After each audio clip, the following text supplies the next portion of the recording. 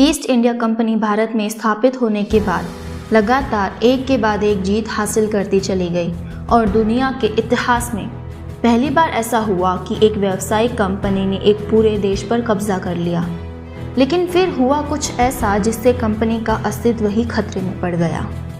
बाद में कंपनी ने अपने सर से दाग हटाने की पूरी कोशिश की और यही वजह है कि ये किस्सा इतिहास की किताबों में पढ़ने को नहीं मिलता। बहुत कम लोग जानते हैं सिराजुद्दौला और टीपू सुल्तान पर जीत हासिल करने से पहले ईस्ट इंडिया कंपनी ने औरंगजेब आलमगीर से भी जंग लड़ने की कोशिश की थी, लेकिन इसमें ईस्ट इंडिया कंपनी को बुरी तरह हार का सामना करना पड़ा और बाद में अंग्रेज अफसरों को हाथ बांधकर और दरबार के फर्श पर बैठकर मुगल बादशाह से माफ़ी मांगने पर मजबूर होना पड़ा। अंग्रेज़ों ने ईस्ट इंडिया कंपनी के गठन के बाद भारत के कई इलाकों में व्यवसायिक केंद्र स्थापित कर कारोबार शुरू कर दिए थे। इन इलाकों में भारत के पश्चिमी तट पर सूरत, बम्बई और पूर्व में मद्रास और कोलकाता के पास गंगा नदी पर स्थित हुगली बंदरगाह और कासिम बाजार अहम केंद्र थे। अंग्रेज भारत से रेशम, मसाले और खनिज ले जाते। खास तौर पर ढाका के मलमल की ब्रिटेन में और यूरोपीय बाजारों में भारी मांग थी। अंग्रेज़ों के व्यापार पर टैक्स नहीं लगाया जाता था, बल्कि उनके कुल सामान की कीमत का 3.5% कर के रूप में ले लिया जाता था। उस वक्त भारत में अंग्रेज़ों के साथ साथ पुर्तगाली, डच व्यापारियों के अलावा अन्य कई स्वतंत्र कारोबारी भी उन इलाकों में सक्रिय थे। उन्होंने मुगल अधिकारियों से मिलकर अपने लिए वही व्यापार अधिकार हासिल कर लिए जो अंग्रेज़ों के पास थे। जब यह खबर लंदन में कंपनी के मुख्य कार्यालय में पहुंची तो ईस्ट इंडिया कंपनी के प्रमुख और उस वक्त के बड़े राजनेता होजिया चाइल्ड के क्रोध की सीमा ना रही। उन्हें यह स्वीकार नहीं था कि मुनाफे में कोई और हिस्सेदार बने। इसी पर उन्होंने जो फैसला लिया वह अजीबोगरीब ही नहीं बल्कि पागलपन की हदों को छूता दिखाई देता है। उन्होंने कंपनी के अधिकारियों से अरब सागर और बंगाल की खाड़ी में मुगल जहाज़ों का रास्ता काटने को कहा और जो जहाज़ उनके हत्थे चढ़े उन सबको लूटने का आदेश दिया। इसके लिए चाइल्ड ने ब्रिटेन से सिपाहियों की 2 पलटनें भी भारत बुलवाईं और उन्हें निर्देश दिए कि भारत में अंग्रेज फौजियों के साथ मिलकर चटगांव पर कब्जा कर ले। इसलिए इस हमले को चाइल्ड्स वॉर भी कहा जाता है। अब इसे चाइल्ड का बचकानापन कहे या फिर उसकी दिलेरी कि वह 800 सिपाहियों की मदद से दुनिया की सबसे ताकतवर सल्तनत के खिलाफ जंग छेड़ने की हिम्मत कर रहा था। उस वक्त भारत पर औरंगजेब की सत्ता थी और उसने लगभग पूरे भारत पर अपनी हुकूमत फैला रखी थी।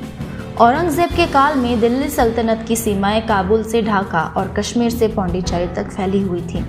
यही नहीं, औरंगजेब की फौजें दक्कन के सुल्तानों, अफगानों, मराठाओं से लड़ कर इस कदर अनुभवी हो चुकी थी कि वह फौज दुनिया की किसी भी फौज से टकरा सकती थी।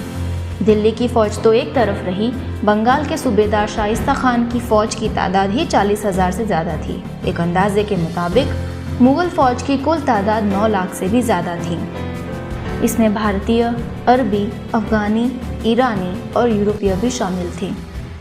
1688 में जब लंदन से मुगलों के खिलाफ जंग की घोषणा हुई तो मुंबई में तैनात कंपनी के सिपाहियों ने मुगलों के कुछ जहाज़ लूट लिए। इसके जवाब में मुगलों के एक मंत्री कासिम याकूत, जिन्हें सीदी याकूब के नाम से भी जाना जाता है, ने 1689 में एक ताकतवर समुद्री जहाज़ से मुंबई तक की घेराबंदी कर ली। अलेक्जेंडर हैमिल्टन नाम के एक अंग्रेज स्वतंत्र व्यापारी मुंबई में रहते थे, जिन्होंने बाद में अपनी किताब में इसका आंखों देखा हाल लिखा है। वह लिखते हैं, सीदी 20,000 सिपाही लेकर पहुंच गया और आते ही आधी रात को एक बड़ी तोप से गोले दागकर चेतावनी दी। अंग्रेज़ों ने भागकर किले में पनाह ली।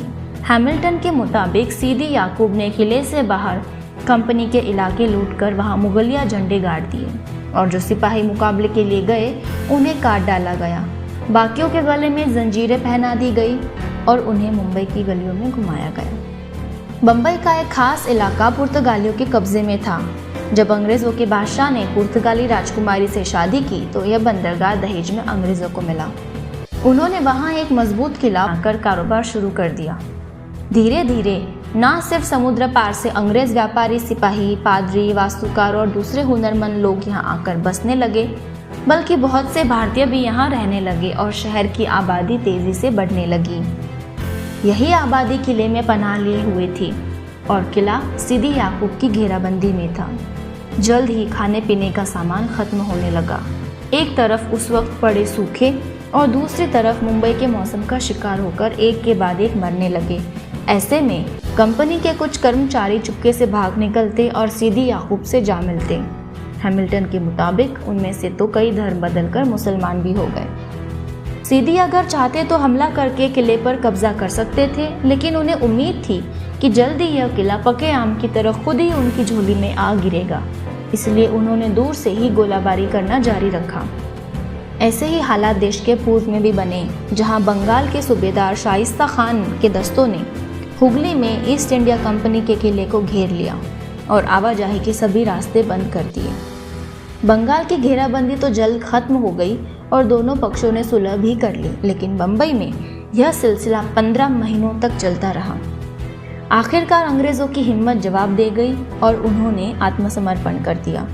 ईस्ट इंडिया कंपनी की तरफ से 2 दूत जॉर्ज वेल्डन और अब्राहम नहार औरंगजेब के दरबार में भिजवाए गए, ताकि वहां संधि और हार की शर्तें तय की जा सकें। सितंबर 1690 में आखिरी ताकतवर मुगल बादशाह औरंगजेब के दरबार में जब दोनों पेश हुए, तब उनके हाथ मुजरिमों की तरह पीछे बंधे हुए थे, उनके सिर झुके हुए थे। दोनों दूत मुगल शहंशाह के तख्त के करीब पहुंचे तो उन्हें घुटनों के बल फर्श पर बैठने का हुक्म सुनाया गया। बादशाह ने उन्हें सख्ती से डांटा और फिर पूछा कि वो क्या चाहते हैं। दोनों ने पहले गिड़गिड़ाकर ईस्ट इंडिया कंपनी के अपराधों को स्वीकार किया और माफ़ी मांगी।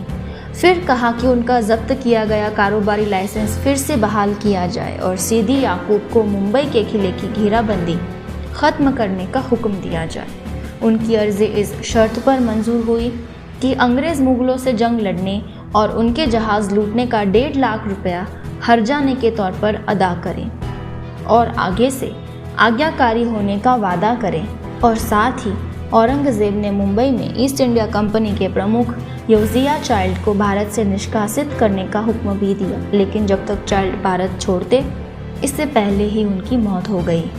अंग्रेज़ों के पास यह तमाम शर्तें सिर झुकाकर कबूल करने के अलावा और कोई चारा नहीं था। उन्होंने संधि की सारी शर्तें स्वीकार कर ली और वापस बम्बई आकर सीदी याकूब को औरंगज़ेब का खत दिया। तब जाकर उसने घेराबंदी को ख़त्म किया और किले में बंद अंग्रेज़ों को आखिरकार रिहाई मिली। हैमिल्टन ने लिखा है कि इस जंग से पहले मुंबई की कुल आबादी 700 से 800 के बीच हुआ करती थी, लेकिन जंग के बाद कुछ ही लोग जिंदा बचे थे, बाकी तलवार और महामारी का शिकार हो गए। आने वाले सालों में ईस्ट इंडिया कंपनी ने उस शर्मनाक हार के किस्से को ब्रिटेन की जनता तक ना पहुंचने देने के लिए हर मुमकिन कोशिश की। एक अंग्रेज़ ने 6 साल बाद जब इस जंग के बारे में लिखा तो हार का कारण मुगलों की धोखेबाजी बताया। इस पर कंपनी ने उसे 25 पाउंड का इनाम भी दिया। वो अपने किताब में जगह जगह अंग्रेज़ों के साहस के किस्से बताता है, जिन्होंने 10 गुना बड़ी फौज का डटकर सामना किया। यही नहीं, वह दावा करता है कि इस जंग में अंग्रेज़ों की नहीं बल्कि सीदी याकूब की हार हुई थी। उसने मुगल दरबार में अंग्रेज़ दूतों के साथ किए गए बर्ताव को भी गायब कर दिया। खैर, हैमिल्टन ने किताब तो लिखी, लेकिन इसके छपने में 40 साल लग गए। उस वक्त तक इस घटना को इतना ज़्यादा समय बीत चुका था कि इस किताब को ज़्यादा तवज्जो ना मिल सकी। यहाँ एक दिलचस्प सवाल यह भी उठता है कि औरंगज़ेब अगर अंग्रेज़ों को माफ़ी ना देते और उन्हें भारत से निकाल बाहर करते तो आज भारत का इतिहास कुछ और ही होता। आपको हमारा वीडियो कैसा लगा कमेंट सेक्शन में ज़रूर बताएं। वीडियो को लाइक करें और चैनल को सब्सक्राइब करना ना भूलें। धन्यवाद।